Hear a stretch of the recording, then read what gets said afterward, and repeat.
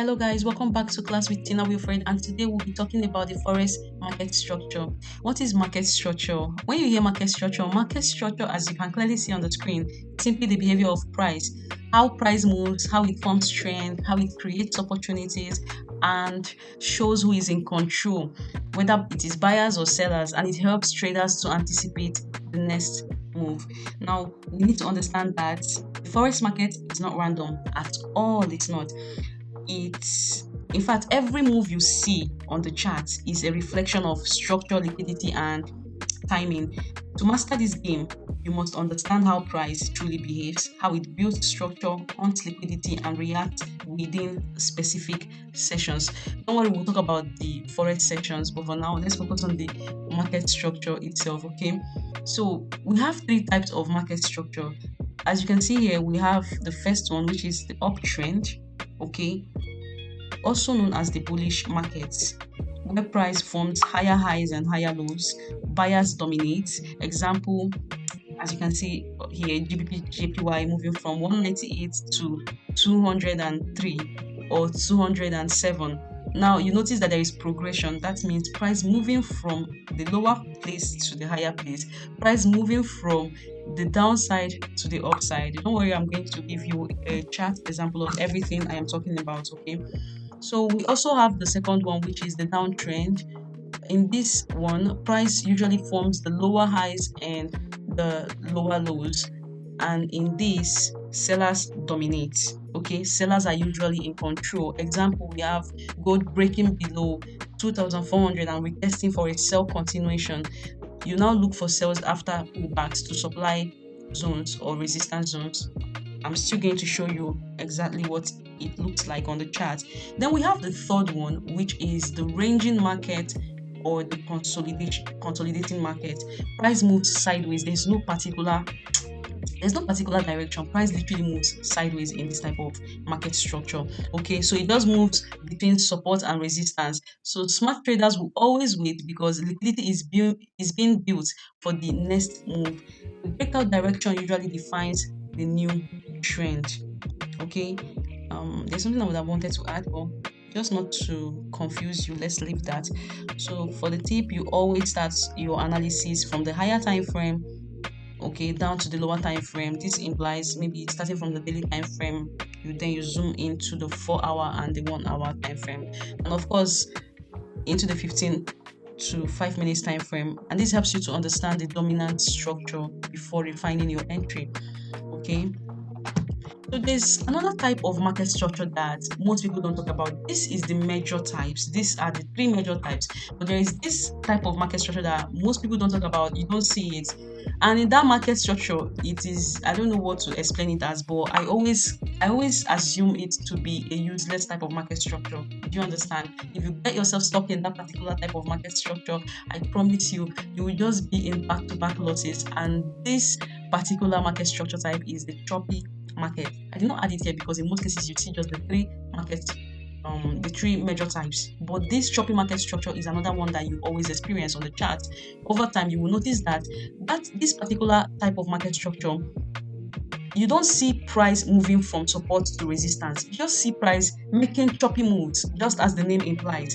Just like creating small candles, and sometimes if you're the type that gets yourself trading in a ranging market, you may not even know when you get into a choppy market. And you will just notice that you're literally not going to make anything out of that particular kind of market. Okay, so I have people that, at least I've seen people that trade a ranging market. Okay, provided there's a defined support and resistance where price is moving. Okay, so but for this particular choppy market, I've not seen anybody benefit from it. And I'm also trying to show you an example on the chart. I pray I see that, of course, so that when you come across that particular type of market structure, then you avoid it completely. So just like I said, a choppy market structure is a type of market structure that does not even move between any defined support and resistance zone. It just keeps creating, it just keeps creating short candles, like just no particular direction. Okay, it doesn't move sideways, it's just there. So let's break it down from the chart. So when we talk about price creating higher highs and higher lows in a bullish market, this is exactly what we are. This is exactly what we are talking about.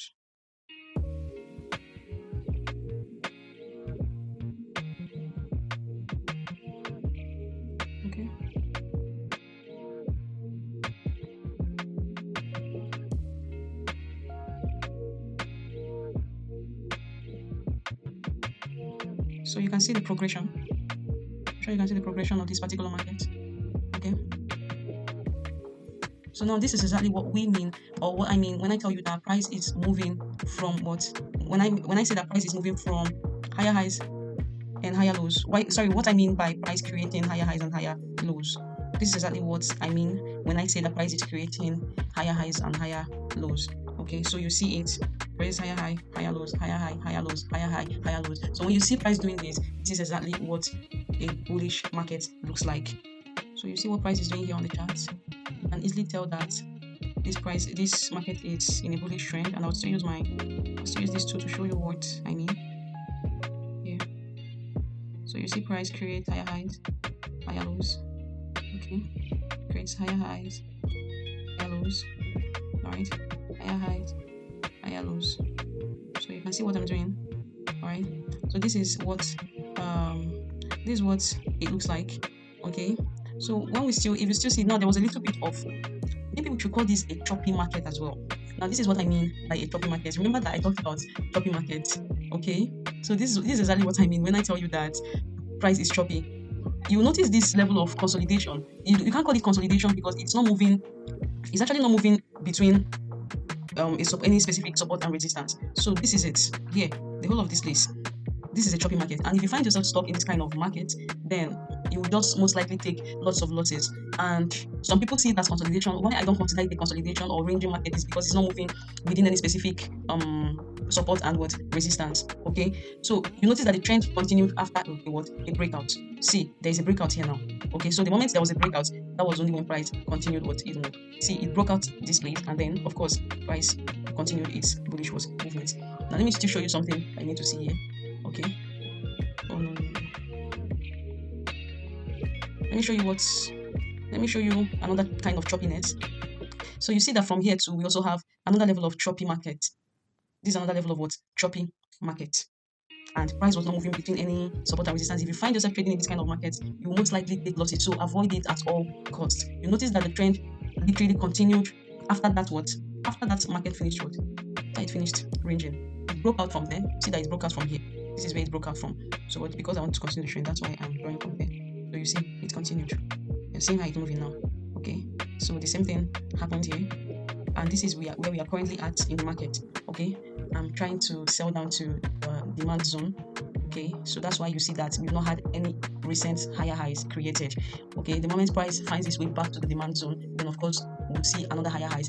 And in the case where it does not do that, then we are in for a proper downtrend. I hope you understood this clearly. Okay, so you can see that all of this is an uptrend, a complete uptrend. Look at it. I hope you can see it very clearly. We have so many examples on the chart. So you're seeing, let me just show you further. Okay, here you can see the price is clearly on a downtrend. Sorry, on an uptrend. I'm just trying to show you further examples.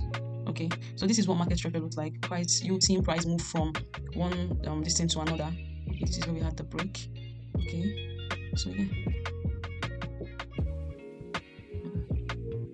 that's where we had the next break. All right, so you see that it's just very comprehensive, very, very comprehensive.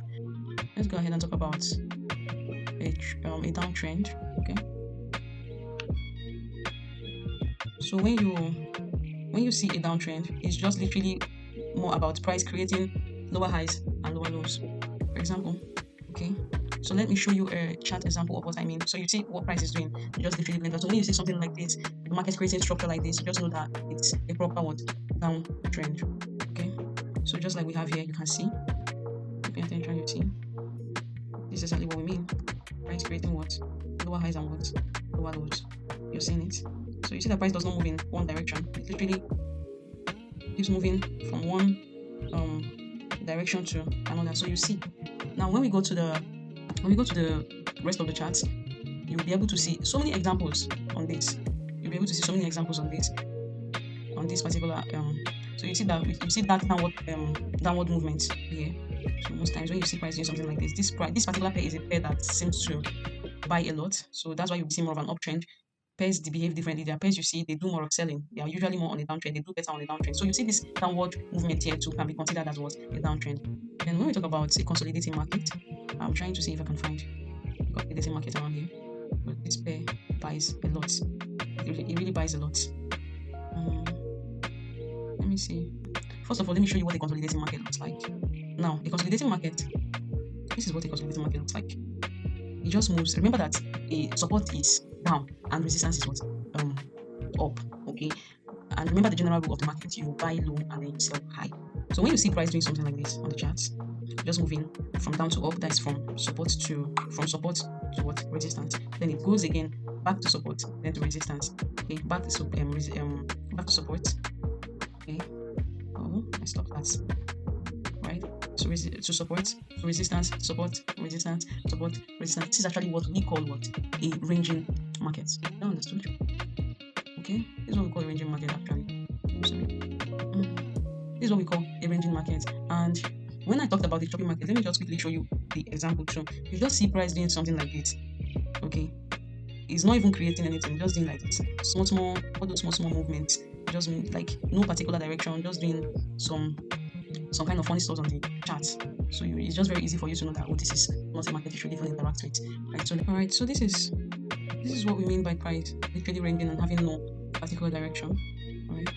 So yeah, just exactly what I showed you. You see price move from here to here. Okay. You see what it did there? Would have been very much visible on a lower time frame. Sorry, you should have been the other. So here, what price is doing just from support to resistance, and then it later broke out. Okay, this was the breakout pattern.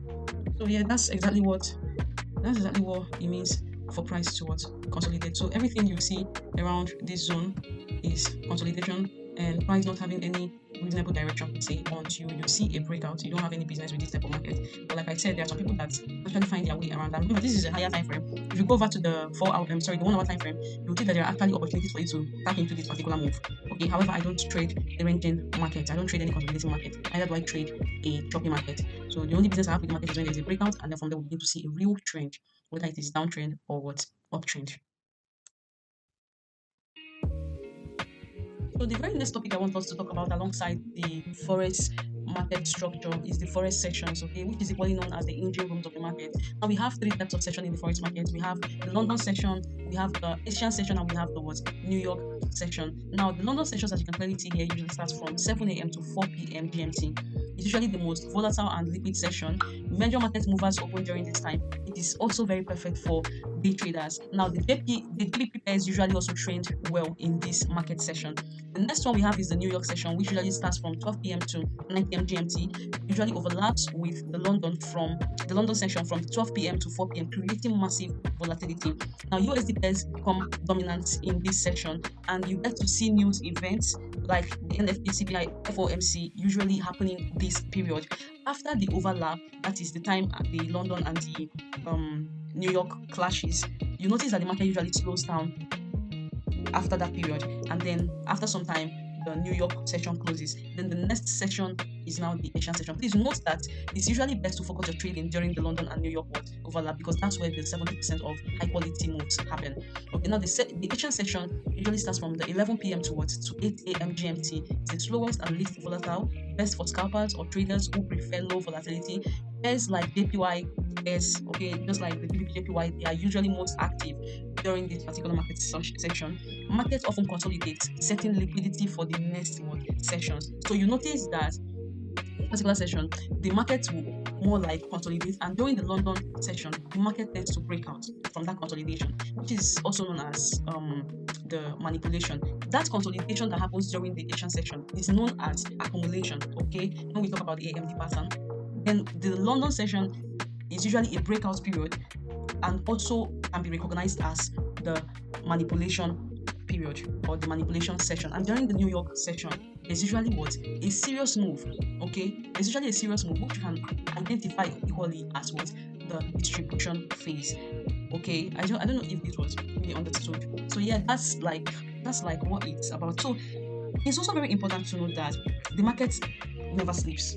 but the hours are not what equal, just as I have clearly explained. The exchange section is usually very calm and slow. The London section brings energy and volatility, and the New York overlaps London. That's where the market moves. Okay, and that's also when the smart money enters and liquidity begins to flow. It was just the same thing that I explained here. So you notice that this particular section, this New York section, is a very important section because there is a clash between two sections. So you expect a very heavy move, okay, that will give you the kind of volatility. If you're the type that likes to trade a very volatile market, you get the kind of move, you get fast profit, because of course the fundamentals also usually take place during this particular section, like the CPI, the NFP, the FOMC, okay, and we all know that the fundamentals helps to move markets. It helps to accelerate the move of the market. Okay, so that is it for forex sections, and I want to believe that it was well understood right from the market structure itself.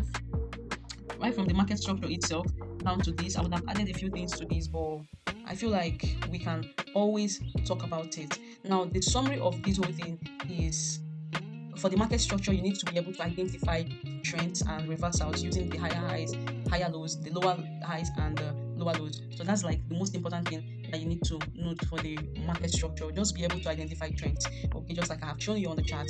Then for the sections, you need to focus on the New York and the London section. Okay, for best moves. All right. So that is it for this video. Thank you so much if you were able to stick through to this point. Okay, and hopefully we'll be getting more videos on other topics that are very important and beginner friendly, that will help to set you up as a new forex trader or an intermediate forex trader. Okay, so thank you so much. Don't forget to subscribe to this channel and turn on notifications so that you'll be the first to always receive new videos. You get alert when I drop new videos rather. That's it. Thank you so much. See you on the next one. Bye.